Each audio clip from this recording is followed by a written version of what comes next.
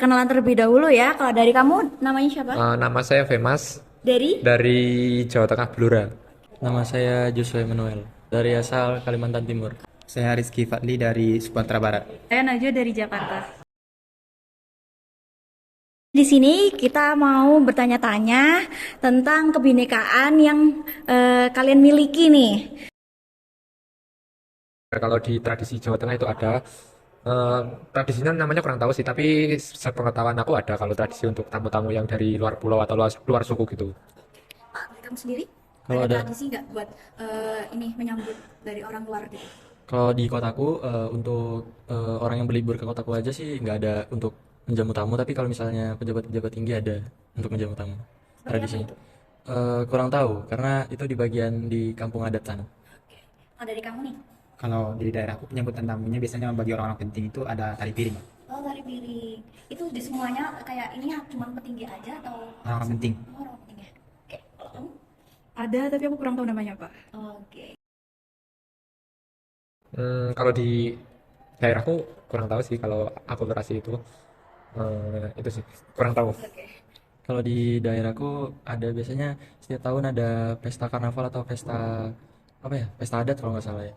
Di situ dia menampilkan berbagai macam kostum adat dan di situ ada akulturasi antara pakaian-pakaian adat gitu. Itu diadakannya kapan? Mungkin akhir tahun atau pas HUT gitu, HUT Di kota. lapangan ya? Ya, gitu. Kalau pakaian adat daerahku memang asli daerahku, bukan percampuran dari suku lain atau budaya lain. Oke. Kalau kamu? Aku kayaknya nggak ada, tapi aku kayak kurang tahu juga sih. Oh, masih kurang tahu ya. Ada sih kalau di Jawa Tengah itu ciri khasnya itu kalau interaksinya itu nadanya lembut, terkenal lembut karena masih banyak keturunan keratonnya. Jadi untuk interaksi itu nada bicaranya sangat lembut sekali. Oke. Seperti contohnya apa sih? Ya kalau dijelasin nggak bisa sih. Kalau ngomongnya ya biasa ngomong bahasa Jawa krama gitu. Kalau di sini nggak bisa dirasain. Kalau kamu bisa ke Jawa Tengah mesti bisa ngerasain. Oke. Baik, kalau kamu dari sendiri? Kalau interaksi di kotaku ciri khasnya kurang tahu. Mungkin dari bahasa kan. Kalau dari bahasa sih, kalau di kotaku itu karena penduduknya bukan mayoritas orang Dayak, jadi ya interaksinya berbeda-beda. Kalau persoalan Pancasila di daerahku ya, kalau daerah Sumatera Barat itu memang Pancasilais, soalnya asal usul Pancasila itu diantara perumusnya kan dari orang Sumatera Barat. Benar. Ya. Kalau itu siapa itu? Muhammad Amin, Oh, gitu. Muhammad Hatta. Kalau dari aku sendiri aku agak lumayan kurang tahu, cuman kalau dari gaya bahasanya itu pasti itu kayak agak nyablak banget, ceplas-ceplos, terus juga biasa pakai bahasa Betawi juga. Daya tarik di Jakarta tuh apa aja sih? Ada banyak nih. Ayo, mau apa nih? Ada ondel-ondel, ada kerak telur. Wes. Kalau di daerahku sih jarang banget sih terjadi konflik kayak gitu. Sampai sekarang itu nggak ada Nggak konflik. ada ya? Iya, alhamdulillah masih aman dari Tapi kalau ada kemungkinan lah nanti ada konflik, menurut kamu tanggapannya gimana sih? Sebagai mahasiswa kan, apakah kamu akan melakukan apa gitu di Ya kalau konflik kalau bisa diselesaikan dengan cara itu keluargaan? ya dengan cara kepala dingin lah gitu. Oke. Kalau di kotaku sih nggak ada ya. Tapi kalau misalnya di pedalaman Kalimantan mungkin ada konflik-konflik SARA gitu. Terus cara kamu nanggapin tentang konflik tersebut kayak gimana? Ya diselesain baik-baik aja. Ya, gitu. Kalau dia nggak mau selesai baik-baik gimana? Udah perang. Oke, selanjutnya. Kalau untuk di daerahku, terutama aku kan tinggal di kota Bukit Tinggi yang dikenal dengan kota wisata, itu nggak ada. Soalnya kalau misalkan ada itu sangat mengganggu perekonomian kota dengan adanya konflik SARA tersebut. Maka warga kota berusaha untuk menghindari bahkan menjauhi dari hal berbau konflik itu. Oke, selanjutnya dari Jakarta nih. Gimana ada konflik? Kalau dari aku sih kemungkinan ada, cuman karena aku juga kurang mengikuti, jadi kayak aku kayak iya, karena aku orangnya tertutup sekali gitu. Mungkin kalau ada ya diselesaikan secara baik-baik lah. Kalau misal pakai jalan damai, kenapa harus pakai kekerasan? Kalau di daerahku itu pakai bahasa Jawa gitu loh.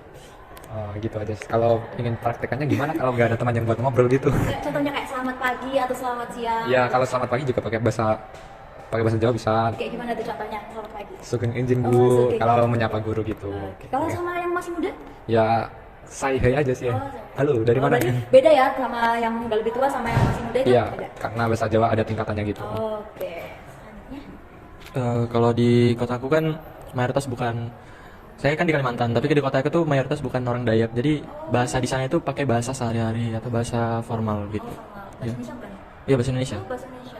Berarti nggak ada bahasa khasnya banget gitu, daerah banget gitu kan? Mungkin di pedalaman atau di Kalimantan lain ada. Berarti semua menggunakan bahasa Indonesia ya? Iya. Selanjutnya? Kalau untuk di daerahku, aku pakai bahasa daerahku, bahasa Minang.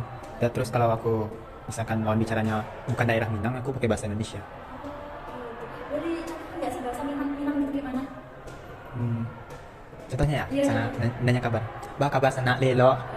Artinya bagaimana kabar kamu, saudara? Apakah baik? Jawabnya. Kalau jawabnya? Lelo. Lailo, iya. Saya Artinya coba bagus. dari Jakarta nih. Jakarta pakai bahasa Indonesia.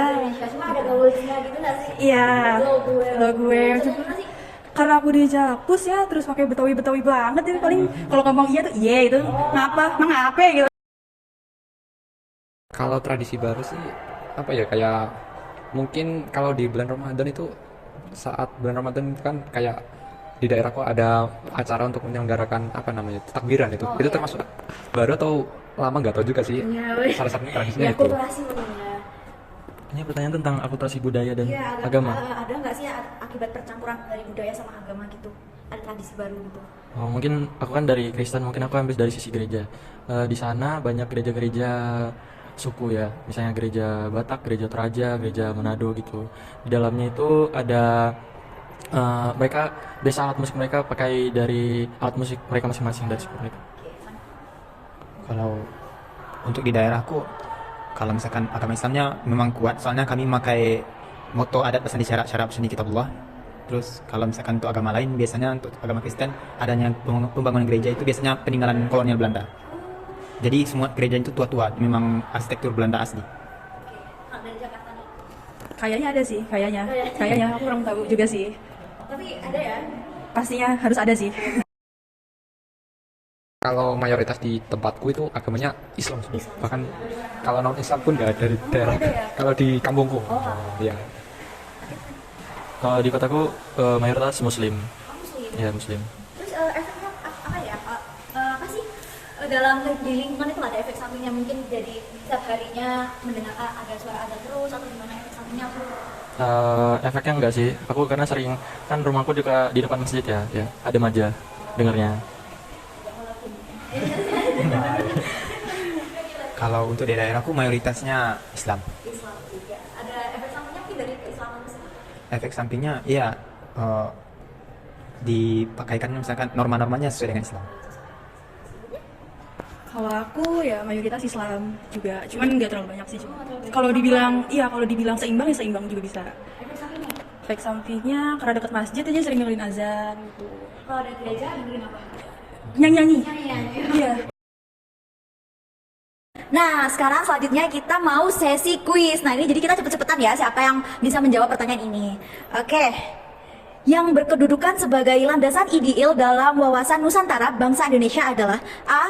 GBHN sebagai politik dan strategi nasional, B. UUD 1945, C. Pancasila, D. Pembukaan UUD 1945 alinea keempat, E. Ketahanan nasional sebagai konsepsi nasional.